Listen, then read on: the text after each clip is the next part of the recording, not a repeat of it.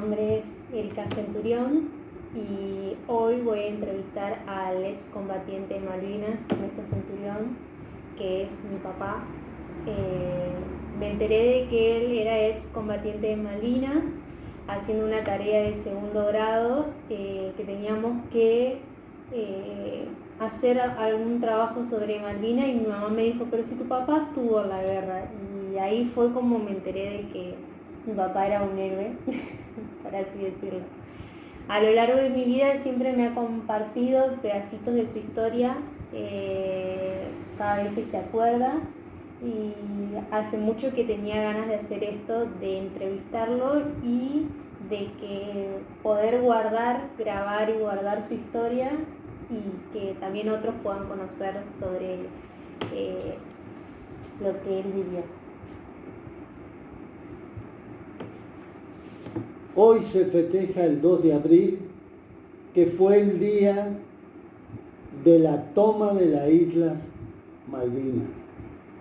Eso ocurrió con un grupo especial de personas de combate, preparado unas 100 personas que salieron en un avión y a la madrugada,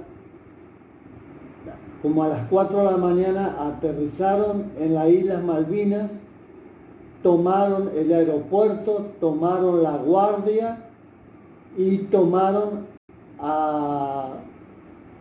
de rehenes más o menos aproximadamente 120 ingleses que habían allí, que era la tropa de Malvinas. La toma fue un éxito, solo murió uno de los integrantes de Fuerza Aérea, que era el que comandaba esa misión.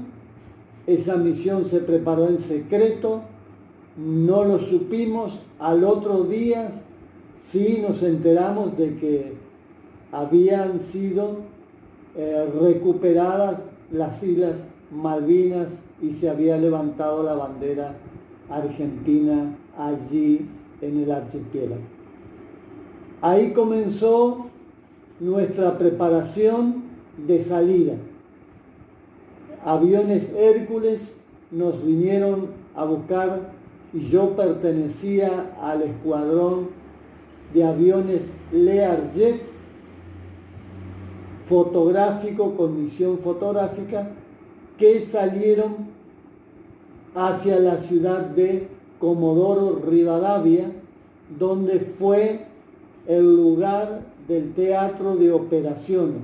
Allí en ese lugar se concentró toda la dirigencia de las 3 fuerzas aéreas, ejército, aeronáutica y la marina, para dirigir la guerra. Llegamos a Comodoro Rivadavia y rápidamente descargamos de los aviones Hércules todas nuestras herramientas y todos los materiales para hacer el mantenimiento a los aviones Learjet.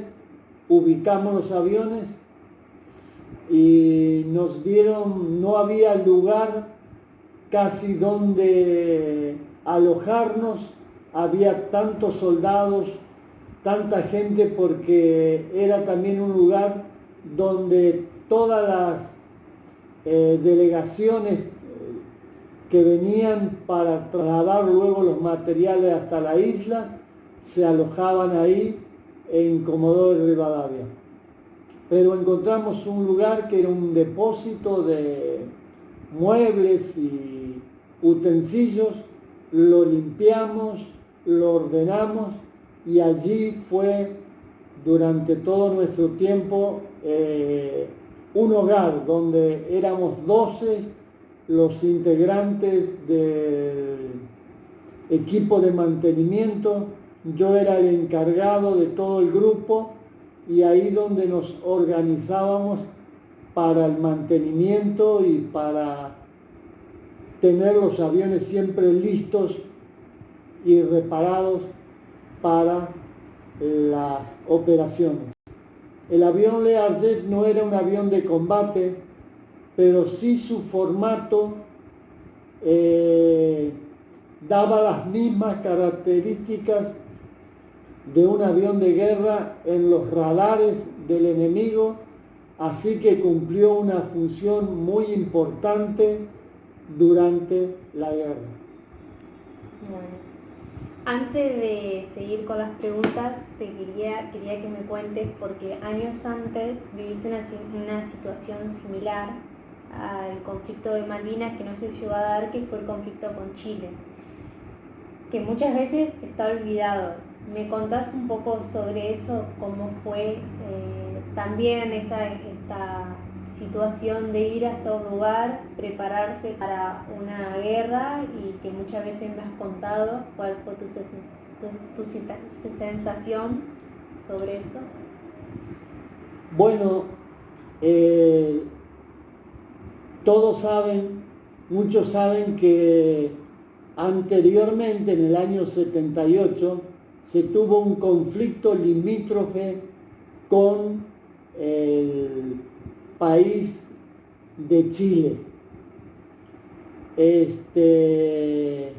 No llegaron a un acuerdo, en ambos gobiernos gobernaban militares y fue tan rígida el tratar del acuerdo que se llegó a determinar que se iba a hacer una guerra con el país vecino. Yo pertenecía en ese momento en los aviones Canberra de acá de la brigada, que eran los aviones bombarderos. Eran unos aviones que iban a cumplir una misión muy especial, así que fui también elegido para ir con un grupo con mi especialidad, y bueno, en esa oportunidad sí estábamos, durante años nos estuvimos preparando, no sabíamos de la magnitud que iba a suceder, pero hubo una preparación constante, periódica, de posible conflicto, así que, pero llegó el momento en que se declaró la guerra con Chile, así que fue mi primera experiencia. Recuerdo de que salíamos de apoyo a los aviones nuestros, fuimos embarcados en un Hércules,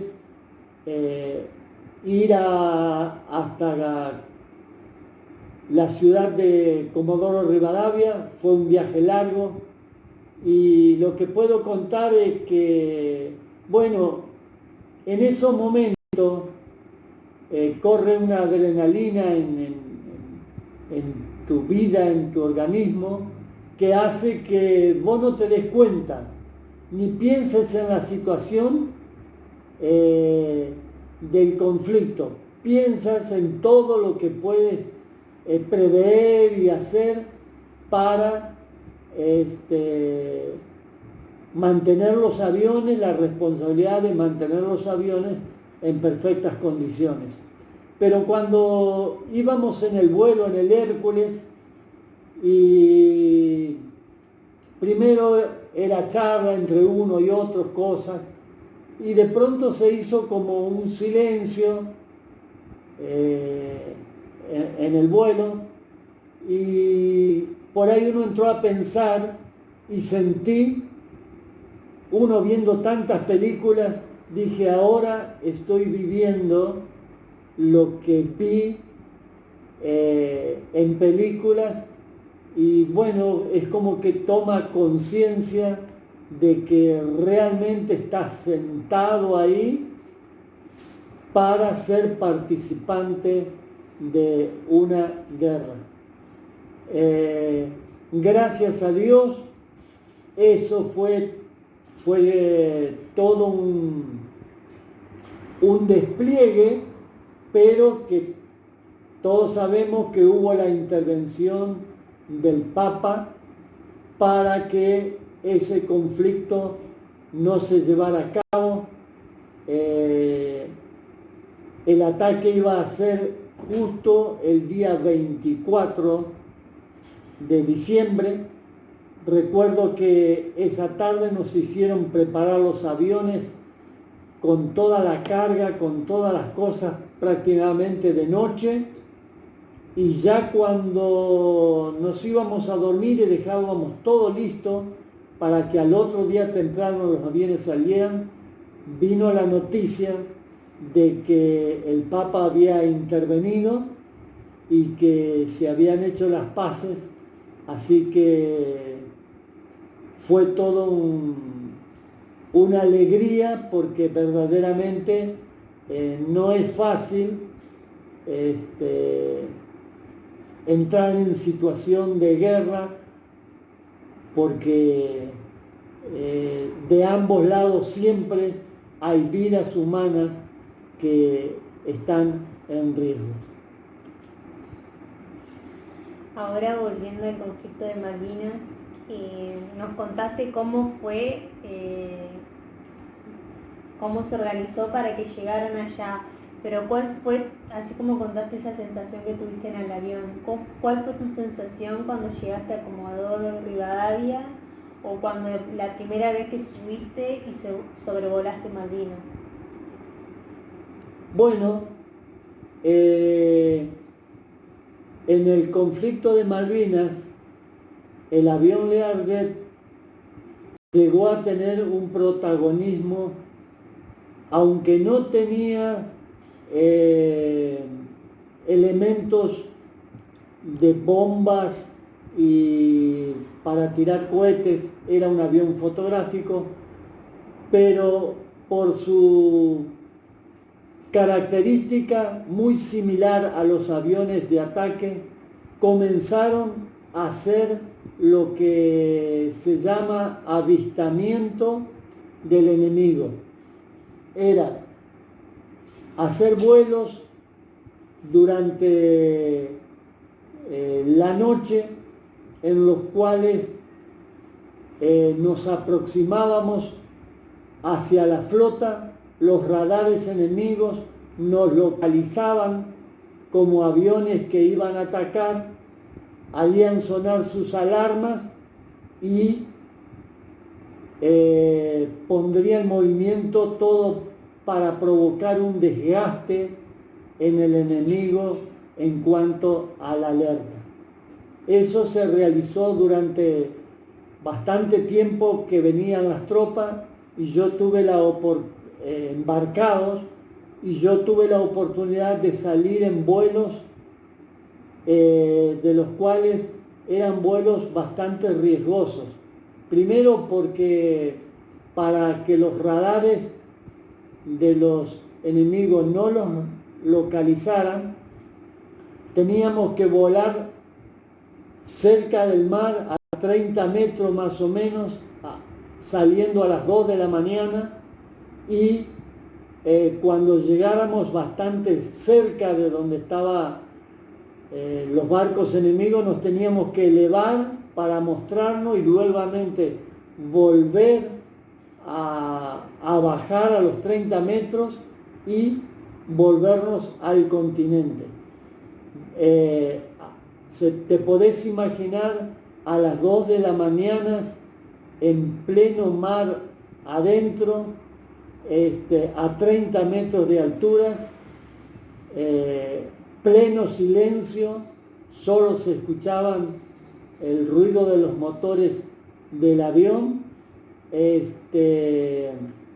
Era para pensar. No digo que en ese momento tuve miedo, pero luego después, cuando uno volvía y recordaba los momentos que si algo te ocurría ahí en medio del mar, no tenía escapatoria, te ponías a pensar y decías, de esta me salvé. Una vez me contaste que ibas sobrevolando y tuviste una sensación cuando se aproximaba otro avión y te generaba esa incertidumbre sin no saber si era compañero o enemigo. También tuve la oportunidad de volar un día, el día del ataque, el primer día de que la flota inglesa desembarcó en la isla y los aviones de guerra fueron a atacar a los barcos ingleses. Y nosotros con nuestros aviones Learjet fuimos de apoyo y de observación a sobrevolar la zona para que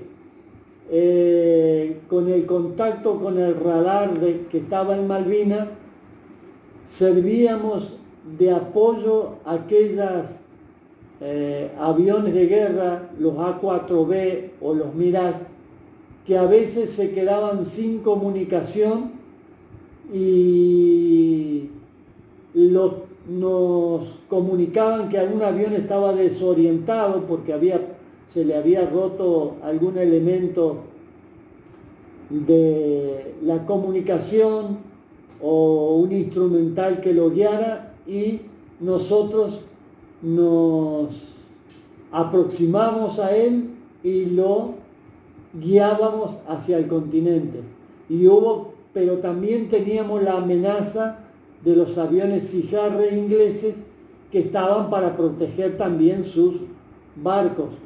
Y en una oportunidad que estábamos en el momento del ataque, veíamos una estela de un avión y no sabíamos si era nuestro o era el avión de los ingleses. Y nos mantuvimos alerta y a distancias y no teníamos comunicación con el radar de Malvinas hasta que luego el radar de Malvinas nos dice: es una A4B que se ha salido de su escuadrilla y quiere regresar al continente, por favor si lo pueden guiar. Así que nos aproximamos a él, lo orientamos hacia el continente y dejamos que fuera. Pero fue un momento en no saber si realmente era un avión enemigo o era uno de los nuestros que había que auxiliar. ¿Crees que la Fuerza Aérea tuvieron un rol destacado en la guerra a diferencia de las otras Fuerzas Armadas? Sí, la Fuerza Aérea fue realmente la única fuerza que pudo operar activamente previo al desembarco y durante el desembarco, porque la Marina no tenía ningún submarino capaz de competir con los submarinos atómicos que tenían los ingleses. Tampoco había barcos de guerra capaces de compararse a las fragatas misilísticas de gran alcance que ellos tenían. Ellos estaban limitados. Lo mismo sucedió con Ejército. Ejército estaba desplegado todos en la isla y solo esperando a que ellos desembarcaran para atacar. El único que tenía la movilidad durante la aproximación de los barcos, aproximarse a los barcos, era la Fuerza Aérea. Por eso es que tuvo esa participación tan activa, porque fue la única manera de poder llegar hasta ellos. Las distancias que hay desde el continente hasta las islas son bastante largas. Los aviones tenían que llevar su carga de bombas, pero también tenían que llevar su capacidad de combustible para ir hasta los barcos ingleses, atacar y volver. Y era muy limitado el tiempo. Entonces, los ataques eran rápidos y de rápida volver, y no de llevar mucho armamento para no ocasionar peso para que mayormente se ocupara en combustible. Así que por eso la Fuerza Aérea tuvo un gran protagonismo, fue quien derribó fragatas, quienes impactó en los barcos de la Marina, y bueno, luego, ya una vez producido el desembarco, ellos con mucha capacidad y con mucha mayor tecnología lograron tomar las islas. Además, vos me has contado que las fuerzas aéreas desarrollaron como un método nuevo estando en la guerra. Me has contado que vos, bueno, participaste de eso, de que crearon una forma de ataque en el mismo momento de la guerra, que la practicaron y la aplicaron en ese mismo conflicto. Sí, lo que sorprendió a los ingleses, está esto documentado y ellos lo tuvieron como algo que los sorprendió, fue la forma en que los pilotos argentinos lograron llegar hasta sus barcos, siendo que ellos tenían una protección de tecnología muy avanzada. Pero eso ocurrió porque durante la práctica que hacíamos Fuerza Aérea con la Marina, uno de los pilotos descubrió que si ellos volaban pegados al mar a 20 metros de distancia pegado al mar, los radares no lo localizarían. Entonces, el ataque prácticamente sería de sorpresa, porque solo lo verían cuando los aviones se levantaban para bombardear el barco. Pero esto era de alto riesgo.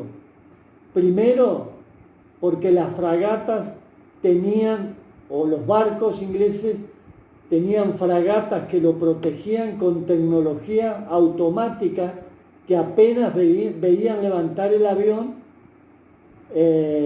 despedían los cohetes con muy buena alta tecnología. Pero la pericia de los pilotos, la gran práctica que tenían, eran de desviar.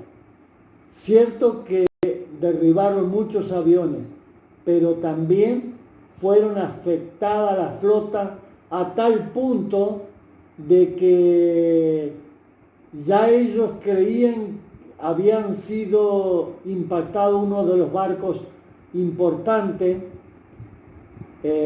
donde tenía la mayor cantidad de material y aviones, que ellos pensaron que no iban a poder lograr y tendrían que volverse. Pero fue porque la pericia de los pilotos fue algo que lo lograron. O sea, pegarse al mar y levantarse en el momento y bueno, disparar lo que podían lograr, lograron. Después verán imágenes ustedes donde está en tiempo real cómo ataca un avión hacia los barcos y logra impactar en ellos. Bueno, una otra pregunta que te quería hacer era que muchas veces me has contado de ese llamado, si no mal recuerdo, el 1 de mayo que le hiciste a tu familia para avisar la situación que estaba pasando en la guerra, que se estaba perdiendo, mientras que muchas noticias estaban diciendo que, bueno, que Argentina estaba avanzando. Y bueno, ¿cómo fue ese llamado, esa sensación ese día? Personalmente, o sea, me cuentes qué fue lo que viviste ese día cuando te diste cuenta que la guerra se estaba perdiendo y tuviste que llamar a tu familia que estaba acá aguardando de tus noticias. Bueno, fue el día 1 de mayo, un día inolvidable. Era el cumpleaños de mi hermana Inés y ese día me tocó volar por un periodo de más o menos 4 horas y media. Era un día de ataque. Así que sobrevolamos y durante el vuelo, en el vuelo, iba uno de la estrategia de guerra, de la plana mayor, que hacía una evaluación de la guerra. Y tuve la oportunidad de ir hablando con él y viendo cómo más o menos se iba desarrollando el panorama, y fue el día en que los ingleses desembarcaron. Y hablando con él, tuvimos algunos puntos de vista y dijimos, ambos coordinamos. Él dijo, si ellos lograron hacer cabecera de playa, desembarcar, va a ser muy difícil poder ahora detenerlos, porque se hacía difícil bombardear cuando estarían cerca también nuestras tropas que estarían ahí. Así que ese día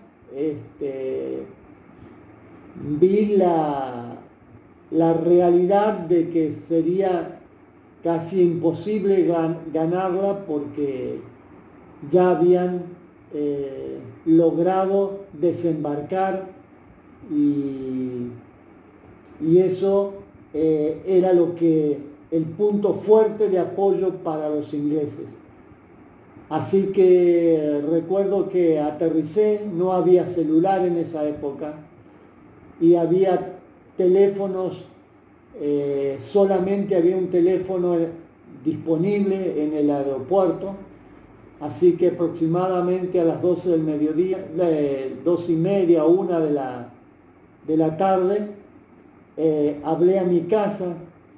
Yo era soltero. Quien es mi esposa Kate hoy estaba ahí en el cumpleaños de mi hermana y bueno, pude hablar con ellos, saludarlos y bueno, les transmití la noticia. Me parece que la cosa está muy difícil acá de que se gane.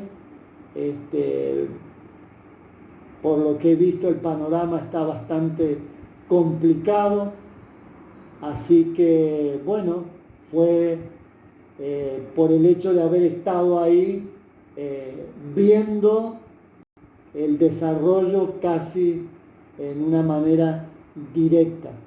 Así que era un joven de 27 años y mi esposa, la que es ahora, era mi novia, estaba en mi casa y bueno, tenía como un desahogo, querer hablar, querer comunicarme con mi familia.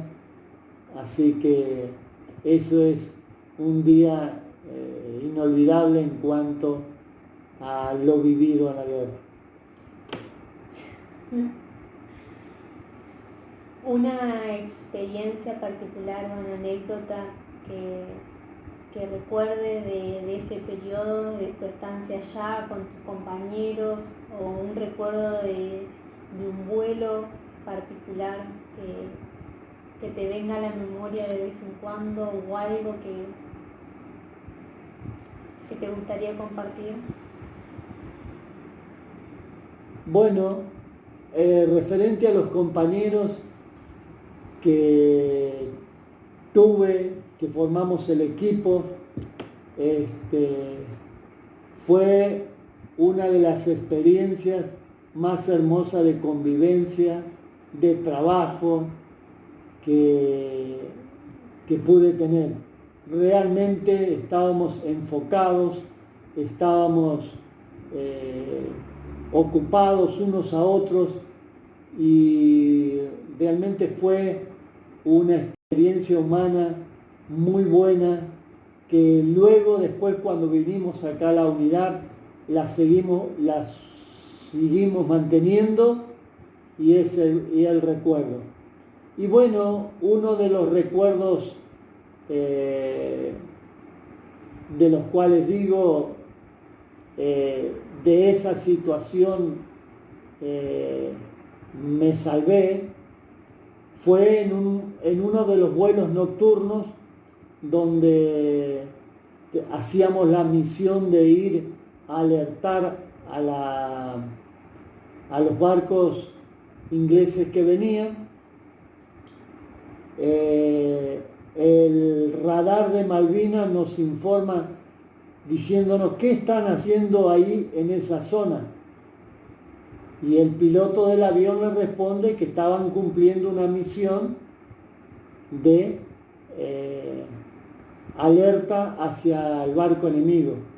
Dice, pero esa posición que ustedes están ahora fue un parte que se originó a las 9 de la noche y son las 2:30 de la mañana y la flota se está moviendo. No sé qué hacen en esa zona. Bueno, tanto los pilotos como yo sentimos dónde estamos parados, o sea, dónde estamos volando. Así que inmediatamente nos volteamos hacia el continente y bueno, fue un silencio la vuelta, pero creo que fue la situación de mayor riesgo que pasé ahí en la guerra durante un vuelo. ¿Querés contarme un poco cómo recordás tu vuelta o los años posteriores a la guerra? ¿Qué fue esa parte de tu vida? ¿Cómo fue? Bueno, como seres humanos, estamos preparados o nos preparamos en la vida para siempre lograr algo, tener un triunfo, ganar. Y la pérdida, aún de chico, cuando perdés algo, perdés un partido, o pierde tu equipo, o pierde tu nación, lo sentís. Y uno, después que vino, trató de olvidarse y bueno, ya pasó. Pero en nuestro interior quedó esa pérdida. Se perdió una guerra. Y se perdió gente y mayormente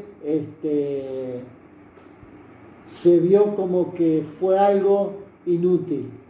Y alguien me dijo una vez, eso te ocasiona en tu vida esas pérdidas tan grandes, tan fuertes, porque te preparaste para algo y tenés una expectativa de que eso se logre y no se logra, te va a afectar en la vida y vas a tener que sanarte de alguna manera. Y bueno, creo que por tiempo afloraban momentos como de fracaso, de pérdida. El país también lo vio así y la situación del país no era muy buena, así que eso contribuyó a que esa pérdida se agravara mucho mayor y bueno, se siente, al tiempo se siente, después uno va curando las heridas sabiendo que hay un propósito de Dios en mi vida. La gran victoria fue que era soltero cuando todo esto ocurrió, me casé con aquella chica que le hablé ese 1 de mayo, me casé, tuve mi familia, tuve mis hijas, me desarrollé y creo que ese es la ganancia, el regalo más grande que Dios me dio. Muchos perdieron la vida siendo jóvenes, muchos perdieron la vida y tenían familias, pero yo tuve la oportunidad de desarrollarme en la vida y de tener y de disfrutar este momento con mi hija que me quiere tener en su recuerdo y me quiere valorar por mi actuación, así que esto es una de las más grandes recompensas que me ha dado la vida, es de haber vivido algo que uno no lo buscó, pero que las circunstancias de la vida te llevan a vivirlo y termina personalmente con una satisfacción de haber cumplido lo que nos habíamos preparado, pero también de poder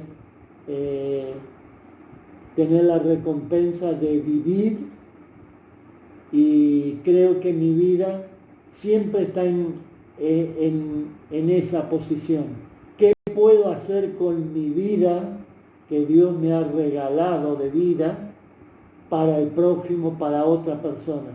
Así que en mi corazón está siempre atender al otro, porque mi vida es un regalo que Dios me ha dado y todo lo que tengo, gracias a su misericordia y a su amor. Hermosas palabras para terminar. Gracias por permitirme conocer tu historia, por contármela, por abrir tu corazón. Lo aprecio un montón. Y sos un héroe para mí. Y ustedes son mi victoria, mis logros, mis triunfos, mi honor, mi grandeza, porque lo mismo con mi esposa. Bueno, gracias. Así que, bueno, este es el recuerdo que dejo a mi familia y mi familia grande, que es todos mis parientes, todos mis hermanos y todos aquellos que me conocen y que he compartido la vida con ellos, son mi familia, cada persona. Así que de todo corazón los quiero, y todos han formado en mí la persona que hoy soy, con la ayuda de Dios.